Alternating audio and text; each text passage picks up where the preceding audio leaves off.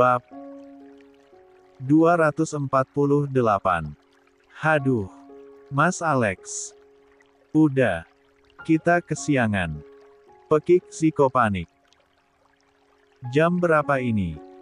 Tanya Zidan mencari ponselnya namun tak ketemu. Mana Azam? Tanya Alex yang membuat ketiganya celingukan. Persis orang linglung. Wira tak menunggu lama, dia lalu memeriksa satu persatu kamar, tentu masih dengan sikap siaga. Pelajaran militer yang pernah ditempuhnya ketika masih muda, sebelum menjadi bodyguard seorang Andika Dilan Rohichan, membuatnya lebih awas.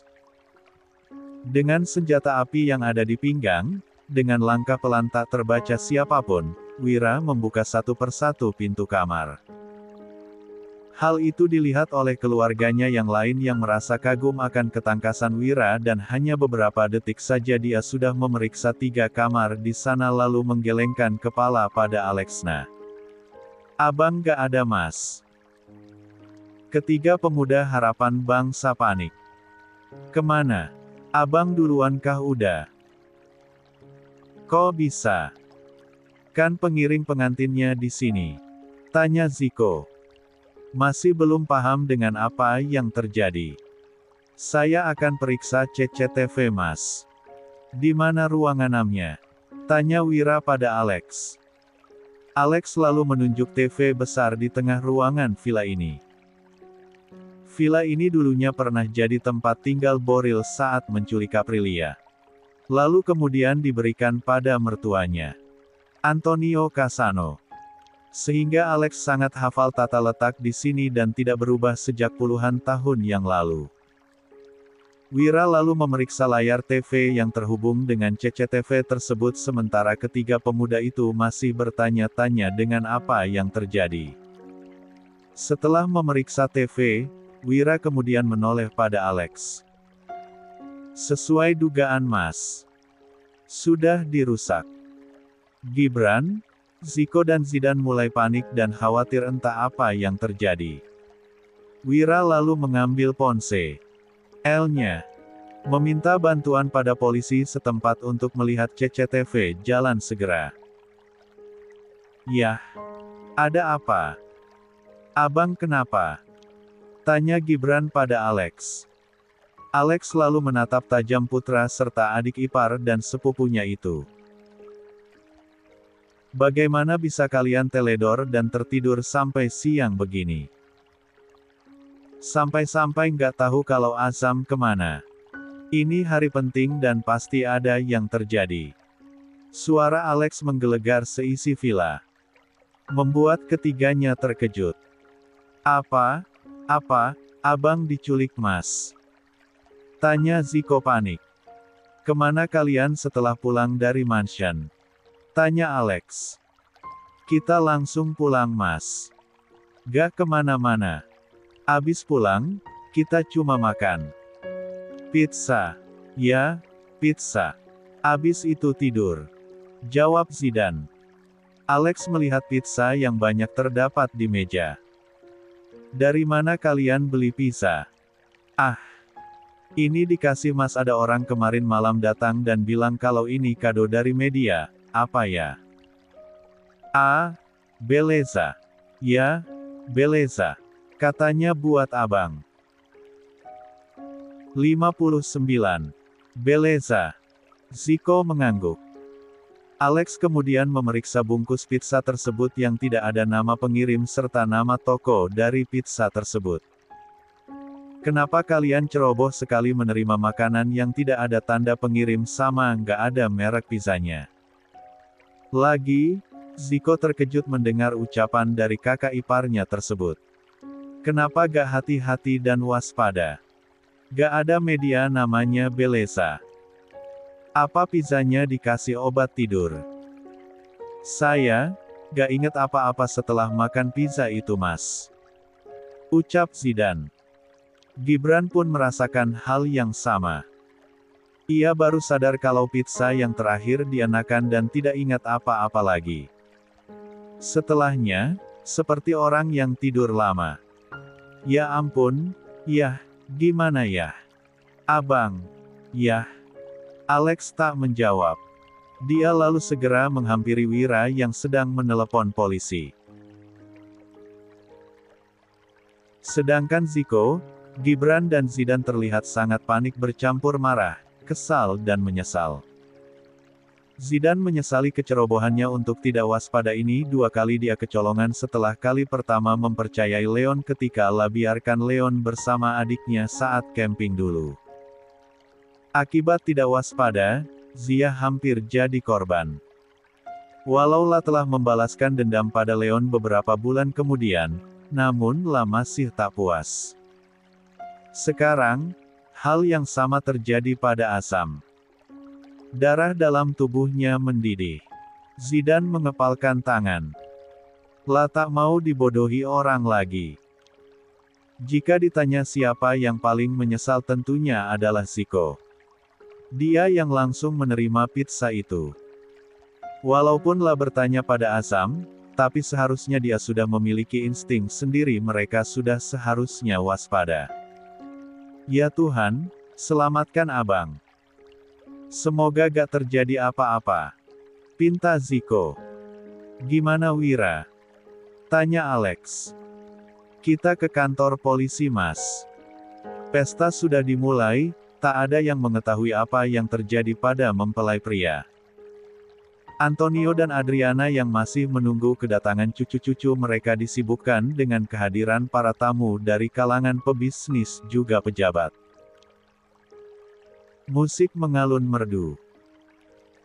Hari semakin siang dan belum ada tanda-tanda kalau Azam akan datang. Seva menunggu di pelaminannya. Di kursi yang seyogyanya ada Azam seharusnya di sini. Tenang kak, gak lama lagi abang datang kok. Hibur Zia yang harus berdusta karena dia sendiri memiliki firasat tidak baik setelah tadi melihat suaminya pergi, namun wanita yang tengah hamil di usia 19 tahun itu, mencoba untuk tidak ikut panik karena dia sadar Seva sedang butuh dukungan dan dia sedang jadi pusat perhatian sekarang agar tidak menimbulkan kecurigaan tamu-tamu yang lain.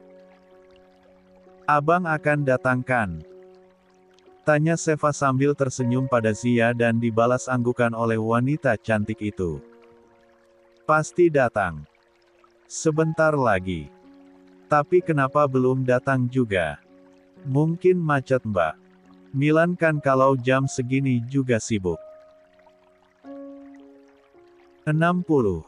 Gak sesibuk Jakarta. Elak Seva. Pasti abang lagi beli bunga, buat mbak. Seva malah berkaca-kaca dan hampir menangis mendengar ucapan sepupu suaminya itu. Jangan berbohong demi menghibur. Zia Talk bisa menjawab kali ini. Entah kenapa Zia merasa Seva pasti memiliki firasat tidak baik, apalagi wanita yang hamil pasti perasaannya sangat sensitif dan hubungan antara ayah dengan anaknya akan sangat erat dan pasti itu dirasakan juga oleh ibunya. Apa yang terjadi? Monolog Zia dalam hati. Gusti, mugi teu aya nanaon. Mugi dipasihan selamat, ya Tuhan. Semoga tidak ada apa-apa. Semoga diberikan keselamatan. Zia mengusap tangan Seva. Senyum dongkak, abang cuma telat dikit. Hibur Zia. Tapi dia janji gak akan telat Ji. Ucap Seva. Kamu ingat janjinya sama Oma beberapa hari yang lalu? Tanya Seva. Zia mengingat kembali pada saat momen mereka pertama kali datang berkumpul di rumah keluarga Kasano. Saat itu, Azam dan Seva jadi bahan ledekan keluarganya karena terlambat datang untuk makan. Sejak sore mereka tak keluar kamar. Sang Oma memarahinya dan Azam pun berucap. Janji gak akan pernah telat. Abang janji gak akan pernah telat. Lirih Seva. Dia janji Ji. Zia memeluk Seva dari samping. Abang pasti datang mbak. Sebentar lagi datang. Dia ingat kalau ada pengantin yang sedang nunggu dia di pelaminan. Abang pasti datang. Ucap Zia mencoba menenangkan walau tak berhasil sama sekali. Abang janji datang. Abang janji datang. Pa, Azam gak ada di villa, anak-anak diberi obat tidur. Boril menggenggam erat ponselnya. Netranya bagai menyala membaca pesan dari Alex. Sejak tadilah menghubungi Azam dan ketiga anak muda itu.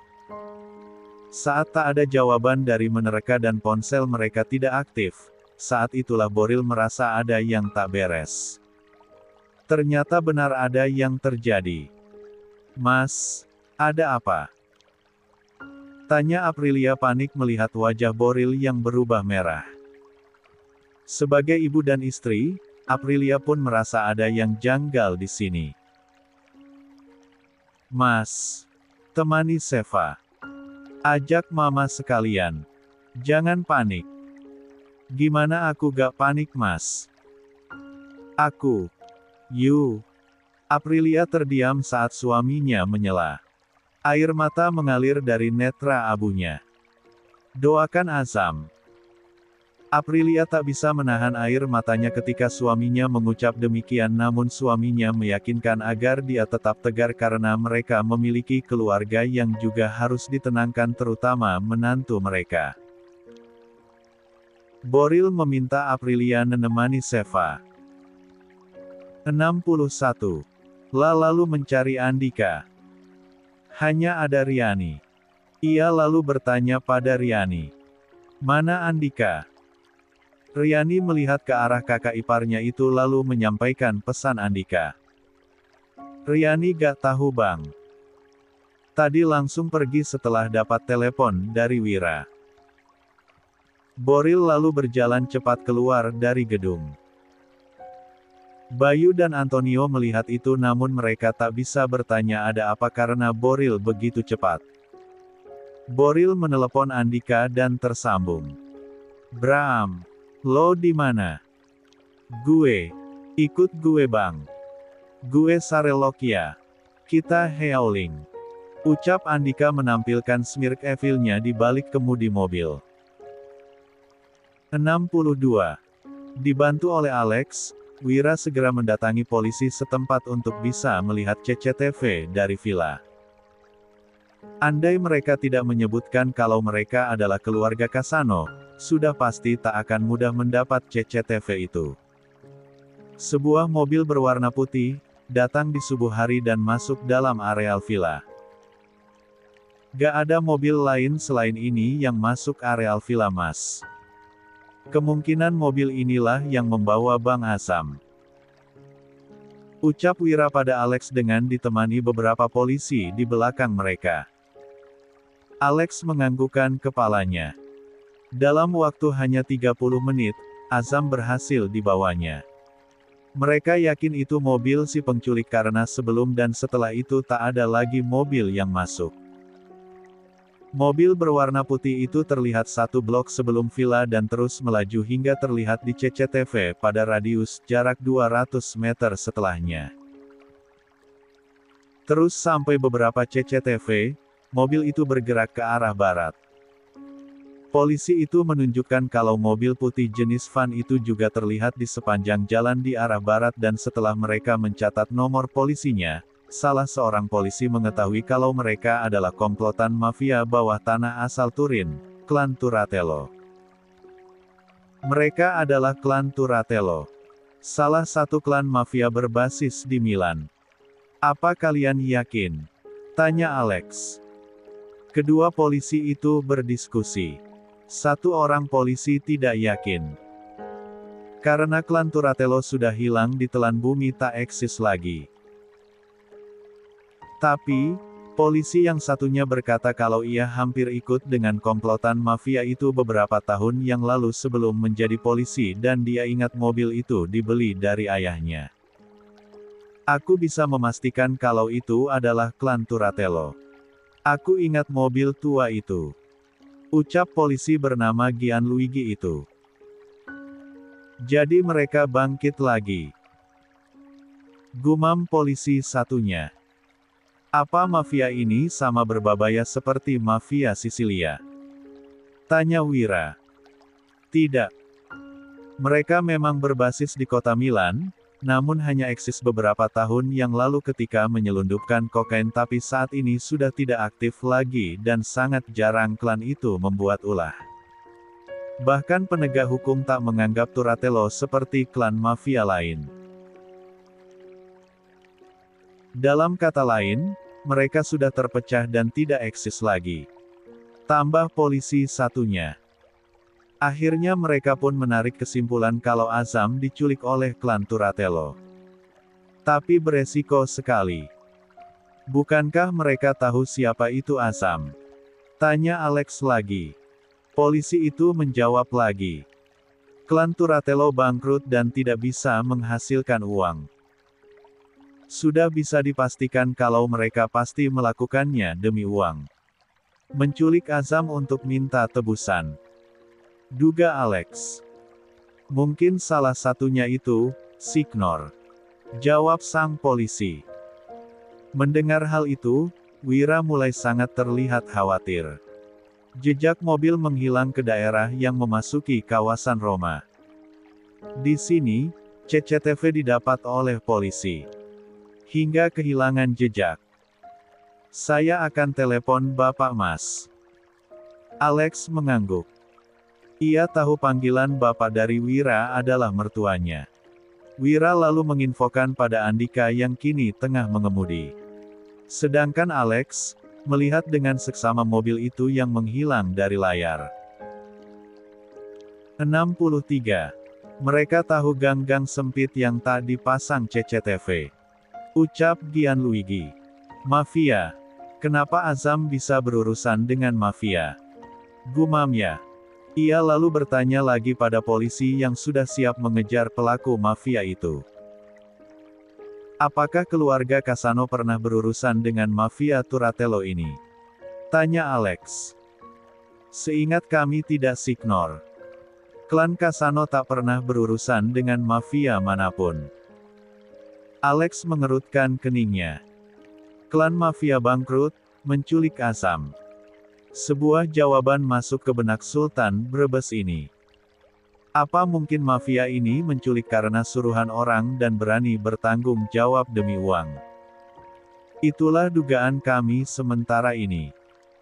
Tapi sayangnya, kita kehilangan jejak. Alex dan Wira sama saling berpandangan. Benar apa dugaan Wira? Pasti ada orang lain yang mengenal Azam di sebalik penculikan ini. Kita ikuti Bapak sama Pak Boril, Mas. Ajak Wira. Gak usah. Biar polisi aja. Iya. Tanya Wira yang kurang paham. Biar polisi yang backup Papa sama Om Andika. Kita, bersihkan jalan aja. Maksud Mas, sapu-sapu jalanan. Tanya Wira mulai mengerti dengan ucapan Alex. Ya, hari mulai sore dan para tamu undangan silih berganti datang. Masih ramai dari berbagai kalangan yang datang. Tamu bisnis dan lainnya. Baik dari Cassano maupun Bayu Rohichan. Tapi Azam belum datang. Bahkan kini, Andika, Boril, Alex dan Wira sama-sama menghilang. Membuat seluruh keluarga panik. Tapi masih menjaga wajah mereka agar tak menimbulkan kecurigaan pada tamu yang lain. Aprilia memeluk Seva di kursi pelaminannya. Kapan abang datang, Ma? Lirik Seva berulang terus. Kekhawatirannya sudah di puncak, sangat cemas hingga tak mau berhenti menangis. Andai Aprilia boleh bilang kalau ia sendiri juga merasa cemas. Namunlah tetap harus menenangkan menantunya. Entah apa yang terjadi. Azam kemana? Anak-anak yang lain juga kemana? Ada apa sampai mereka belum datang? Sampai harus dijemput oleh Alex dan Wira.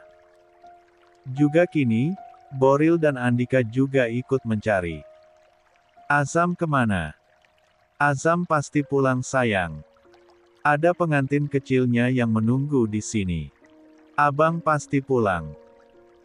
Sugesti Aprilia pada menantunya membuat Sheva menangis. Dia janji akan datang, Ma. Ya, dia pasti akan datang.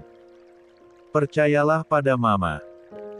Dia akan baik-baik saja dan akan segera datang.